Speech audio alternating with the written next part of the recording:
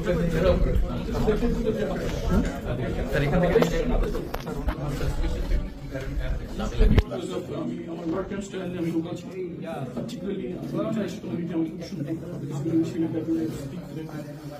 whatever the point I was using, they could have an answer for it. That's they found me as impediment towards what they do. Another people are monitoring the community show access language barrier. That's why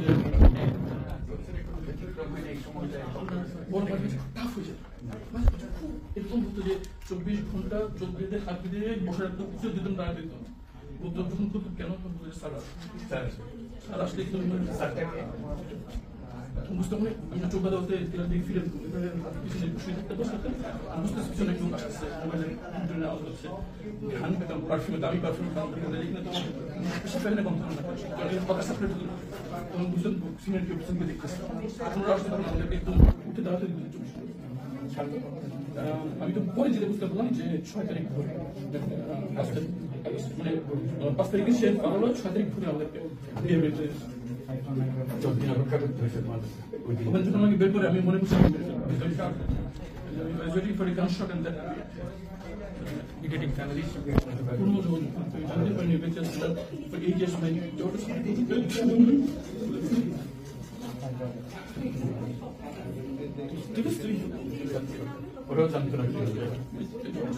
school doors they come for them protest IMA জাহেলিয়াত বলে একটা কথা আছে। এই গত সরকার এই IMA জাহেলিয়াতকে প্রতিষ্ঠিত করে গেছে সর্বক্ষেত্রে, এটা তার একটা নমুনা। আর আমি কমিশনকে ধন্যবাদ জানাচ্ছি, তারা বহু কষ্ট করেছে। আমি বলছিল ওই যে কুপির মধ্যে তাকে রাখা হয়েছে, গ্রামে তো মুরগির খাঁচা থেকে বড় হয়, এরকম অবস্থা মুরগিও নড়াচড়ার যেরকম জায়গা পায় না, ওরা নড়াচড়ার কোনো জায়গা নেই। ওকে ব্যবস্থা রাখা হয়েছে মাসের পর মাস, বছরের পর বছর থেকে ব্যবস্থা রাখা হয়েছে। এটা মানুষের সামনে এখন বিচার হইল, কীভাবে আমরা আবার নতুন পরিষ্কার সমাজ করতে পারি, তাতে করে আমরা এই যে এটা আমাদের সবারই অপরাধ, যেটা হতে দিয়েছি আমরা দেশে। আজকে আমরা মুক্ত হলো, সে মুক্ত বাংলাদেশে আমরা যেন নতুন করে আবার সমাজ করতে হবে। এটা থেকে যারা করেছে তাদের বিচার করতে হবে, তা নাহলে আমরা নিষ্কৃতি পাবো না এই যে কাজগুলো করে গেল তারা। তা নাহলে আমরা আবার মুক্তভাবে বলবো কি করে যে আমরা এই দেশের মানুষ আমরা পরিষ্কার। যারা করেছে তাদের জন্য আমরা কেন মুক্ত হতে যাবো, তাদের সে বিচার করবো, জনসাধারণ বলবে যে এবং উচিত বিচার হয়েছে, তখন আমরা এটা থেকে সেটাই হলো আমাদের আবেদন দেশের সবার কাছে, এই বিচারটা যেন আমরা করে ফেলতে। আসসালামু আলাইকুম রহমতুল্লাহ। দর্শক, দীর্ঘদিন আয়না ঘরে বন্দী থাকা ব্যারিস্টার আরমানকে নিয়ে প্রধান উপদেষ্টা ডক্টর মোহাম্মদ ইউনূস আয়না ঘর পরিদর্শন করেছেন। আয়না ঘর পরিদর্শন করার পর প্রধান উপদেষ্টা ডক্টর মোহাম্মদ ইউনূস কি বলেছেন, আসুন আমরা বিস্তারিত ওনার মুখ থেকে আমরা জেনে আসি। আপনারা সবাই সঙ্গে ছিলেন, কাজে আমার নতুন করে বলতে হবে না, যা যা দৃশ্য, যা যা কথাগুলো বলা হয়েছে, এটা বর্ণনা যদি দিতে হয়, শব্দ যদি ব্যবহার করতে হয়, তাহলে বলতে হবে একটা বিভৎস দৃশ্য।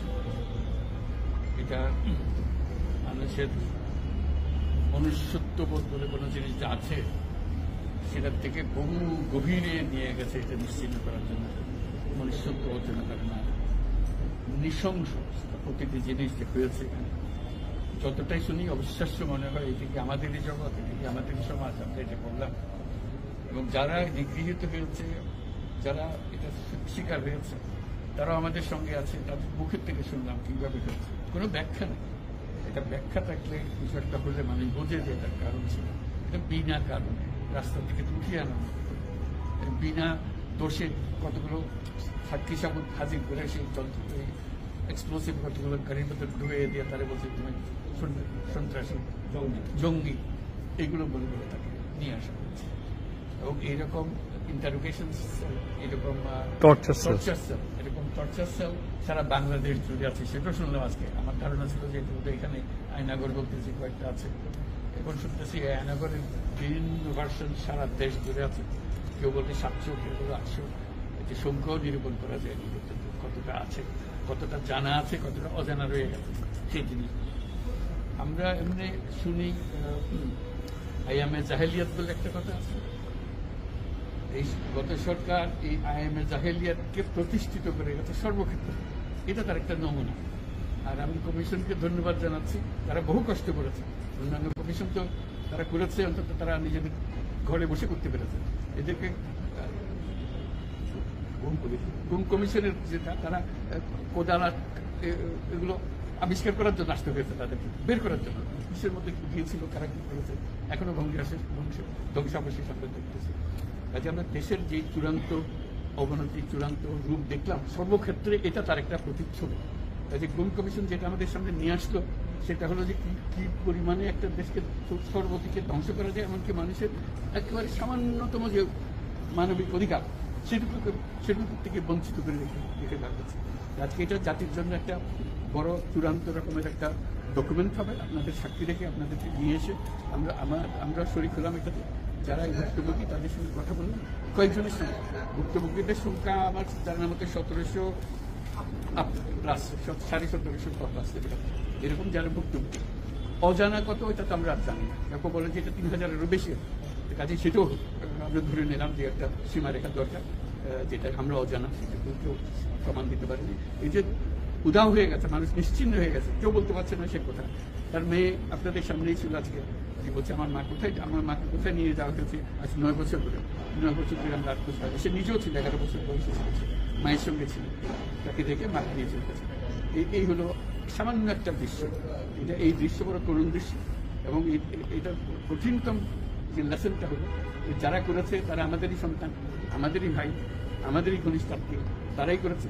এবং আমরা এই সমাজকে যদি এর থেকে বের করে না আনতে পারি তাহলে এই সমাজ তো টিকে থাকবে না। যে এইভাবে যদি আমাদের হয়, আমাদের সন্তানরা যদি এগুলো করে এবং তারা যদি এইরকম কাজ করতে পারে, যে মানুষের পক্ষে যেটা সম্ভব। একজন বলছিল যে খুপির মধ্যে তাকে রাখা হয়েছে, গ্রামে তো মুরগির খাঁচা চেয়ে বড় হয়, এরকম অবস্থা, মুরগিও নড়াচড়ার যেরকম জায়গা পায় না, ওরা নড়াচড়ার কোনো জায়গা নেই। ওকে ব্যবস্থা রাখা হয়েছে মাসের পর মাস, বছরের পর বছর তাকে ব্যবস্থা রাখা হয়েছে। এটা মানুষের সামনে এখন বিচার রইল, কিভাবে আমরা আবার নতুন করে সমাজ করতে পারি, যাতে করে আমরা এই যে এটা আমাদের সবারই অপরাধ, যেটা করতে দিয়েছি আমরা এসেছি।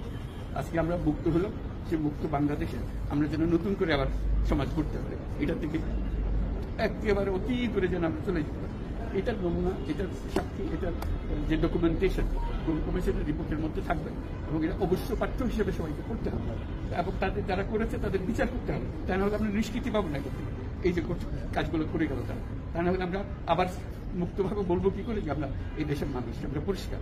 যারা করেছে তাদের জন্য আমরা কেন মুক্ত করতে যাবো? যে তাদেরকে সে বিচার করবো, জনসাধারণ বলে দেখে এটা উচিত বিচার হয়েছে, তখন আমরা এটা থেকে মুক্ত পাবো। সেটাই হলো আমাদের আবেদন দেশের সবার কাছে, এই বিচারটা যেন আমরা করে ফেলতে পারি।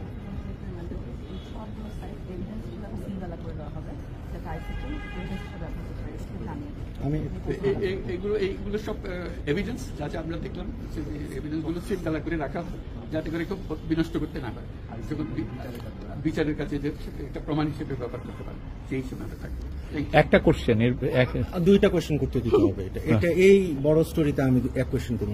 মাননীয় প্রধান উপদেষ্টা, দুইটা প্রশ্ন। প্রথমটা হলো যে আপনার পাশে যে দুইজন আপনার ক্যাবিনেটের মেম্বার দাঁড়ায় আছেন, দুইজনেই কিন্তু জিআইসি বা আয়নাঘরে বন্দী ছিলেন, আজকে তারা আইডেন্টিফাই করছেন। এবং আমরা আরো কয়েকজন সার্ভাইভারের সাথে কথা বলছি এবং তারা যারা বেঁচে আছেন, ফিরে আসছেন, তারা বলছেন যে তারা রাষ্ট্রের কাছে একটা উপযুক্ত ক্ষতিপূরণ চান, কারণ এগুলো প্রতিটা মামলাতে ওনাদের এক একজনের লক্ষ লক্ষ টাকা খরচ হয়েছে। এবং আপনার সরকার থেকে গুমের সার্ভাইভার এবং গুমের শিকার ভিকটিম ফ্যামিলিদেরকে কোনো ক্ষতিপূরণের কোনো চিন্তা আপনাদের আছে কিনা, এটা আমার প্রথম প্রশ্ন।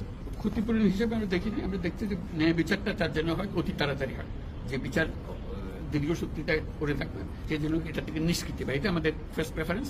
তারপর দেখা যাবে তাদের কি করা যেতে পারে। আচ্ছা, মাননীয় প্রধান উপদেষ্টা, আরেকটা প্রশ্ন হলো, আপনারা বলছেন যে এটা সিলগালা করে দিবেন, কিন্তু একটা খুবই ব্যক্তিগত একটা রিকোয়েস্ট, এটা হাজেরা বেগম, উনি মায়ের ডাকের প্রতিষ্ঠাতা, যে সংগঠনটা সবচেয়ে বেশি গুম নিয়ে কাজ করছে, এবং উনি এই র্যাব 1 হেডকোয়ার্টারে, যেটা ডিজি শহীদ মহোদয়, উনিও এটা সম্পর্কে অবগত। উনি মাসের পর মাস এখানে ঘুরছেন তার ছেলের সন্ধানে। উনি আর ওনার মেয়ে একটু এই জায়গাটা ঘুরে দেখতে চান, এটা অনুমতি আপনারা দিবেন কিনা? বিষয়টা গুম কমিশন, এটা মানে গুম কমিশনকে যদি আমরা বলি,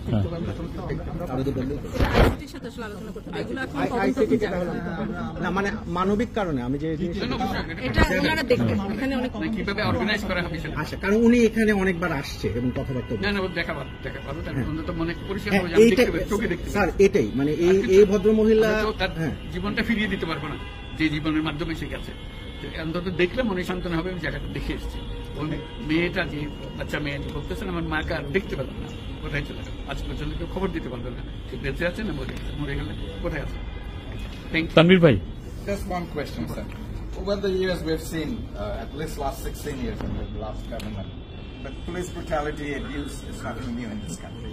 What sort of mechanism you have created as a part of the reform so that this doesn't happen in future, whether under elected government, caretaker government, or any sort of government. The whole existence of this government is because of this, that we don't want to stay in the darkness that has been created around us. So we want to create a new environment, new, as we say, new Bangladesh, as the students have been claiming all the time. So that led to the reform commissions. One of them is this disappearance commission, which led us to see this thing. If we didn't have that commission, probably it will be just a storytelling. Nobody will believe, somebody will say yes, somebody will say no. Now they have concrete proof, and now they will go to the justice. So this is one step. And then what happens to the rest of the institutions? You are dealing with something that have done. Will this be repeated in future? That's something we have to make sure that it's not repeated in future. Nowhere near it. This is the worst ever in the whole world possible. So we don't want to have anything to do with it. We'll be as normal as any civilized human being could be. So that's our commitment. That's what the reform commissions are all about. And since you asked the question, I'm very grateful to the commission for taking the job. Because it's not an easy job.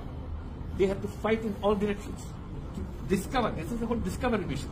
It's not as simple going and taking evidences and writing reports about it. So they have to really detect this in a very serious way. And they're still worrying about whether we can keep the evidences as they are after all this thing happened. So this is our commitment. We want to create that society and that world for us. Thank you so much. দর্শক, এখানে doctor Mohammad Yunus কি বলেছেন সেটা আপনারা বুঝতে পেরেছেন। এই ঘটনা আয়ামে জাহিলাতকে হার মানিয়েছে এই খুনি হাসিনার কার্যক্রম। তিনি আয়না ঘর করে শত শত মানুষকে সেখানে গুম করে হত্যা করেছেন।